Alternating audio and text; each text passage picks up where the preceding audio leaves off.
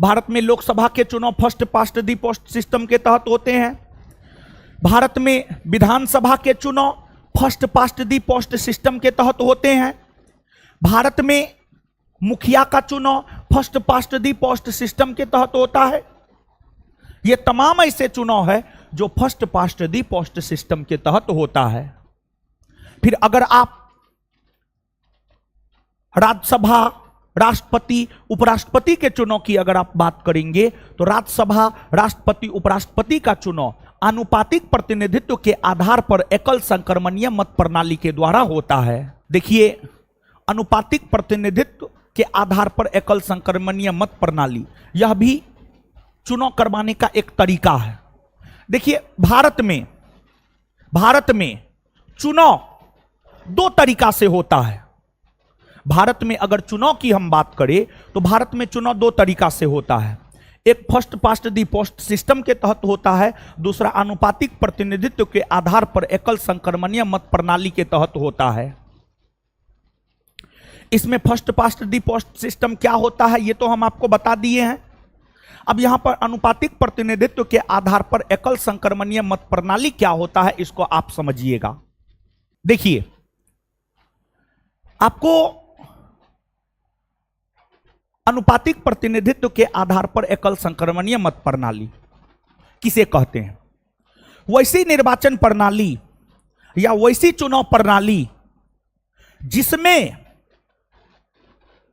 सबसे अधिक मत प्राप्त करने वाले उम्मीदवार को विजेता घोषित नहीं किया जाता है, बल्कि वैसे उम्मीदवार को विजेता घोषित किया जाता है जो कुल पड़े वेद मतों का 50% से अधिक मत प्राप्त करता है, उसे ही विजेता घोषित किया जाता है। और इसी प्रकार के चुनाव प्रणाली को अनुपातिक प्रतिनिधित्व के आधार पर एकल संक्रमणीय मत प्रणाली कहते हैं।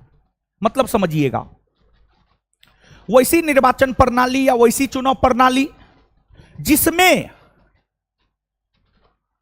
उस उम्मीदवार को विजेता घोषित किया जाता है जो कुल पड़े वेद मतों का 50% से अधिक मत प्राप्त करता हो, वही चुनाव प्रणाली अनुपातिक प्रतिनिधित्व के आधार पर एकल संक्रमणीय मत प्रणाली कहलाता है। भारत में राष्ट्रपति का चुनाव, उपराष्ट्रपति का चुनाव इस पद्धति के तहत होता है।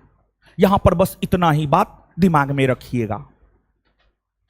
अगर एग्जाम्पल हम दे, मान लिया जाए कि राष्ट्रपति का चुनाव हुआ। राष्ट्रपति के चुनाव में 5 उम्मीदवार हैं, 100 वेद मत पड़ा है और यही रेशियो में मत पड़ा है।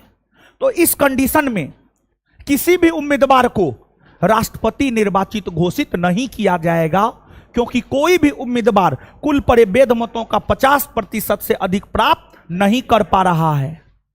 जबकि कुल वेद मत है 100 का 50% + 1 यानी कम से कम 51। तो राष्ट्रपति उस व्यक्ति को घोषित किया जाएगा जो कम से कम 51 मत प्राप्त करेगा, लेकिन इसमें तो कोई प्राप्त ही नहीं किया है, इसी वजह से कोई भी राष्ट्रपति निर्वाचित घोषित होगा ही नहीं।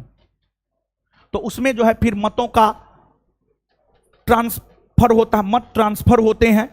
तो इस सब बात की चर्चा जो है राष्ट्रपति पढ़ते हुए हम लोग करेंगे, सिर्फ इतना ही रहने दीजिए। अब देखिए होता क्या है, सबसे पहले इलेक्शन कमीशन ऑफ इंडिया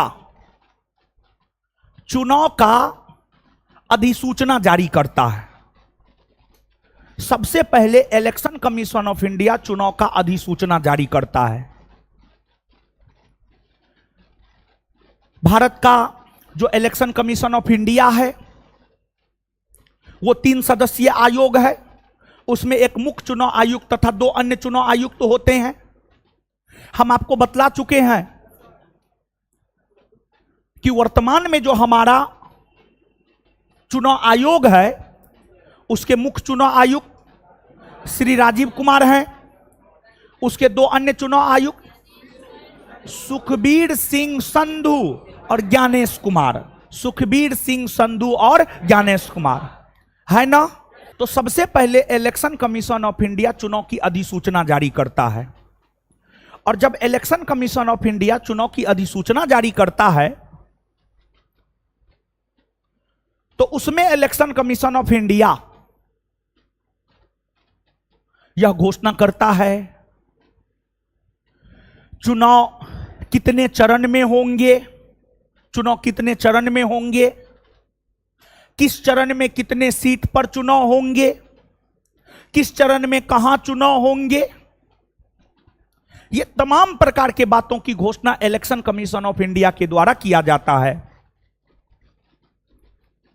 अगर 2024 में हुए 18वीं लोकसभा चुनाव के अधिसूचना की हम बात करें तो 2024 में हुए 18वीं लोकसभा के चुनाव का अधिसूचना इलेक्शन कमीशन ऑफ इंडिया ने 16 मार्च 2024 को जारी किया है। 16 मार्च 2024 को जारी किया है। 16 मार्च 2024 को जारी किया है। यह डेट याद रखिएगा, हम 2-3 बार बोल रहे हैं क्योंकि इस प्रकार के प्रश्न भी खैर बिहार बीपीएससी में इस प्रकार के प्रश्न जो है आपको देखने को मिल जाएंगे। तो इलेक्शन कमीशन ऑफ इंडिया ने 18वीं लोकसभा चुनाव की अधिसूचना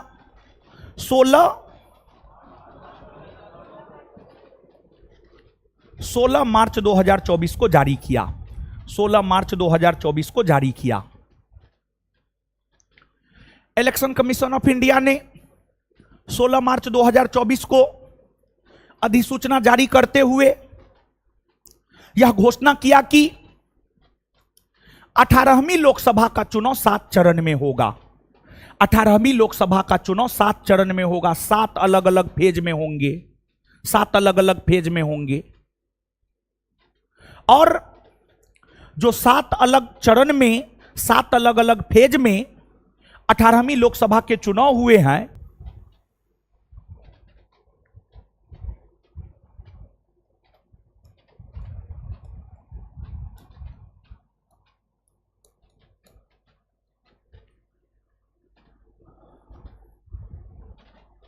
प्रथम फेज, फेज 1। प्रथम फेज के चुनाव की अगर हम लोग बात करें तो यह हुआ है आपको 19 अप्रैल 2024।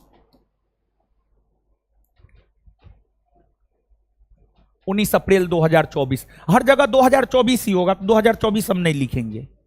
पहला फेज का चुनाव 19 अप्रैल को हुआ। सेकेंड फेज की अगर हम लोग बात करें, सेकेंड फेज की अगर हम लोग बात करें तो सेकेंड फेज का चुनाव हुआ है आपको 26 अप्रैल 2024। 26 अप्रैल 2024। फिर आपको थर्ड फेज के चुनाव की अगर हम लोग बात करें तो थर्ड फेज का चुनाव हुआ है, थर्ड फेज का चुनाव हुआ है 7 मई 2024।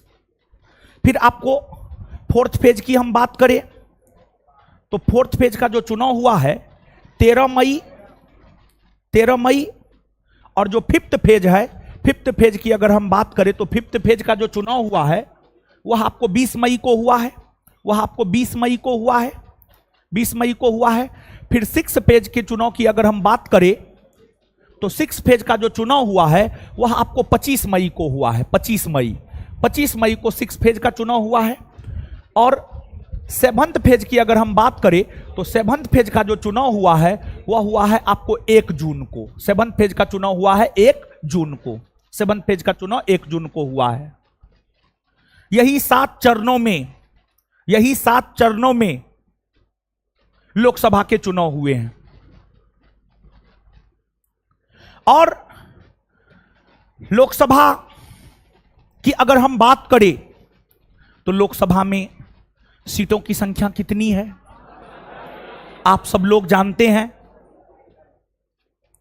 लोकसभा के जो चुनाव हुए हैं, लोकसभा में सीटों की संख्या वर्तमान में 543 है, 543 है।